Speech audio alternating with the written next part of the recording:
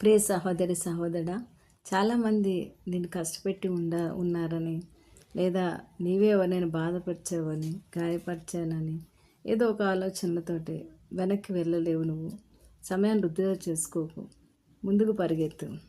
ఫిలిప్పీలకు రాసిన పత్రిక 3:13 చూసుకుంటే, నేను దేని నిమిత్తం క్రీస్తు చేత పట్టబడితినో దాన్ని పట్టుకున్న వలనని పరిగెత్తుచున్నాను.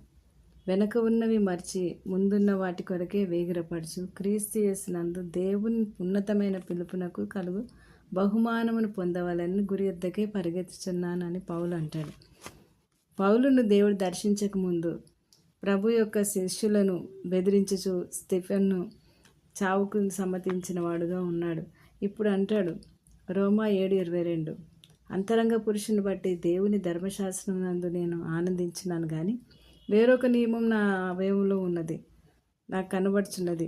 అది నా మనస్సునందున్న ధర్మశాస్త్రంతో పోరాడుచున్నది.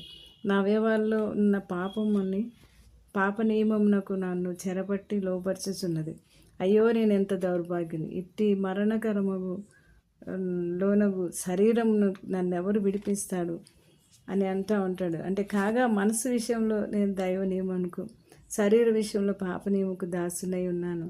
మనం కూడా ఇలాంటి పోరాటం నిరంతరం పోరాడుతూనే ఉంటాం. రోమా 8:2, క్రీస్తు యేసునందు జీవనిచ్చు ఆత్మ యొక్క నియమము పాప మరణ నియమం నుండి మనల్ని విడిపించాను. పరిశుద్ధాత్ముడే మనల్ని విడిపిస్తాడండి. నా గత జీవితంలో నేను ఎంత గొప్పవాడిని అయినప్పటికీ నేను చేసిన మంచే కానీ చెడే కానీ వాటి ద్వారా పొందేది ఏదీ లేదు. క్రీస్తుని ధరించుకొని ఉన్నాను. ఆయన విశ్వాసంతో ముందుకు సాగిపోతానండి పౌలు అంటున్నాడు. వెనక ఎన్ని మర్చిపోయి ముందుకు సాగిపోతున్నాడు. ఎబ్రీ 11 మొత్తం చూస్తే సాక్షి సమూహం విశ్వాసుల జాబితా ఉంటుంది. హానోకు, హేబేలు, నోవాహు, అబ్రహాం, ఇస్సాకు, యాకోబు.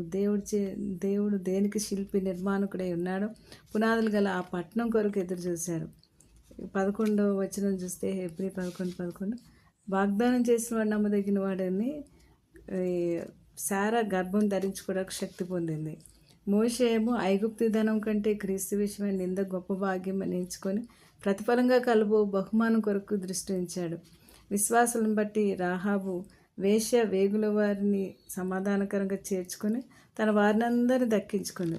గిద్యోను, బాలాకు, సంసోను, యెఫ్తా, దావీదు, సమూయేలు మొదలైన ప్రవక్తలందరూ ప్రభువుకు ప్రజలందరినీ రక్షించిన వారుగా, రాజ్యాలు జయించిన వారుగా, నీతి కార్యాలు జరిగించిన వారుగా కనబడతారు. దానియేలు దేవుని దృష్టికి నిర్దోషిగా ఉండి ఆ సింహపు నోళ్ళను మూయించినట్లు, షడ్రక్ మేషక్ అబేద్నెగో అగ్నిబలం నుండి చల్లార్చి ఖడ్గదారులను తప్పించుకున్నట్లు ఇవన్నీ మనం చూస్తాం. బలహీనులుగా ఉండి వీరు బలపరచబడి యుద్ధంలో పరాక్రమశాలుగా అన్యుల సేనలు పారదోలిన వారుగా మనకి ఆ జాబితాలో కనబడతారు. హెబ్రీ 12:1 నుండి చూస్తే ఇంత గొప్ప సాక్షి సమూహం మన ముందు మేఘంలాగా ఆవరించిండగా ఎలా నడిచారో మనం కూడా విశ్వాసంతో నిలకడగా జీవించాలని, ఆ విశ్వాసాలను ముందు పెట్టుకుని మనం నడవాలని మనం చూస్తాం. వారు అన్ని విషయాల్లో అంటే పరలోక సంబంధమైన వాటి మీద వారు దృష్టించి ప్రభు యొక్క సంకల్పంలో పోరాడి వారి పరుగును తుదముట్టించారు. మనం కూడా విశ్వాసంను ప్రదర్శించి దేవుని కృపను పొందుకుని శ్రమలు సహిస్తూ ఈ లోక సంబంధమైన విషయాలను శోధనలాగా మన మీదకి వస్తాయి, వెనక్కి వెళ్ళిపోవద్దు. విశ్వాసన కర్తవ్యం అంటే మన పక్షంలో పోరాడే సేనాధిపతిగా ఉన్న ప్రభు కొనసాగించేవాడై ఉన్నాడు. యేసు వైపు చూస్తూ మన ఎదుట ఉంచబడిన పందెంలో ఓపికతో పరిగెత్తాలి.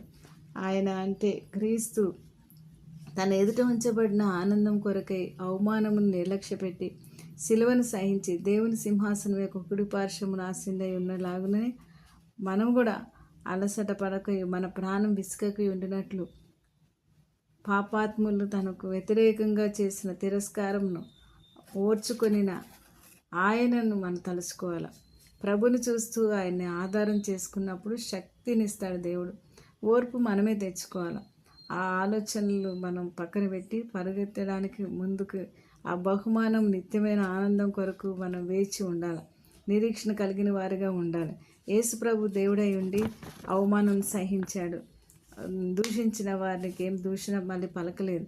తన హృదయంలోనికి అవి రానిలేదు. నా కొరకు రాలేదు, నేను నా తండ్రి చిత్తం నెరవేర్చడానికే వచ్చాను.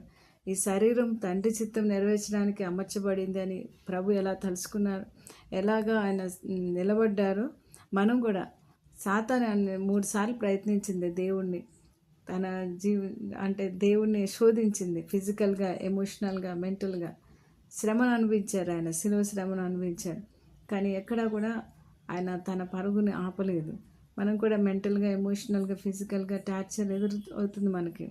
మనం కూడా అదేవిధంగా మనం దేవుని చూస్తూ ముందుకు వెళ్ళిపోవాలి. నియమ ప్రకారం పోరాడాలి, లేకపోతే బహుమతి ఉండదు. మారు మనసు పొందడం అనేది ఒక నియమం. ప్రభువుకి మనల్ని మనం సమర్పించుకుని ఆయన మన హృదయంలోకి స్వీకరించినప్పుడు ఆయన మనతో ఉండి మనకు ఆదరిస్తూ మనల్ని నడిపిస్తాడు. 2 చిక్కులు పెట్టేది ఏది ఉందో పరిశుద్ధాత్మని విడిపించమని అడగాలి. పరిశుద్ధాత్మ మిమ్మల్ని విడిపిస్తాడు. 3 యేసు ప్రభు వైపే చూడాలి. ఎమోషనల్ ఫీలింగ్స్కి దేవుని ఏమున్నప్పటికీ దేవునికి చెప్పుకోవాలి. నాకు సంతోషం కలిగితే నాకు సంతోషంగా ఉంది ప్రభు అని, కోపం వస్తే నాకు కోపంగా ఉంది ప్రభు అని. నీ ప్రతి ఎమోషన్ దేవునికి షేర్ చేసుకున్నప్పుడు ఆయన ఆయన నిన్ను గైడ్ చేస్తూ ఉంటాడు. నీ క్రియలను బట్టి కాదు, కృప ద్వారానే రక్షించబడ్డావు, కృప ద్వారానే క్షమింపబడ్డావు, కృప ద్వారానే విమోచింపబడ్డావని ఎప్పుడు నీ హృదయంలో అనుకోవాలి. ఆయన కృప నువ్వు ఏది చేయలేవో అది చేయించేది. నువ్వు ఏది జయించలేకపోతున్నావో దానికి నీ కృపనిచ్చి ఆయన జయించేలా చేస్తాడు. నీ శక్తి చేత, నీ బలం చేత కాదు, కానీ దేవుని కృప ద్వారా నీకు జరుగుతుందని ప్రతి దాని విషయంలో నువ్వు ముందుకు వెళ్ళిపోవాలి. అది దేవుడు నీకు ఆ యొక్క ధైర్యాన్ని, ఆ బలాన్ని, ఆ జయించే శక్తిని ఇస్తాడు. నీ జీవితం ఎంతో ధన్యకరంగా ఉంటుంది. ప్రార్థన చేసుకుందామా? సర్వోన్నత సర్వశక్తి మంత్రానికి స్తుతులు, స్తోత్రాలు ప్రభా. నాయన దేవ తండ్రి, మాకు ఇచ్చిన ఈ గొప్ప భాగ్యాన్ని బట్టి వందనాలు.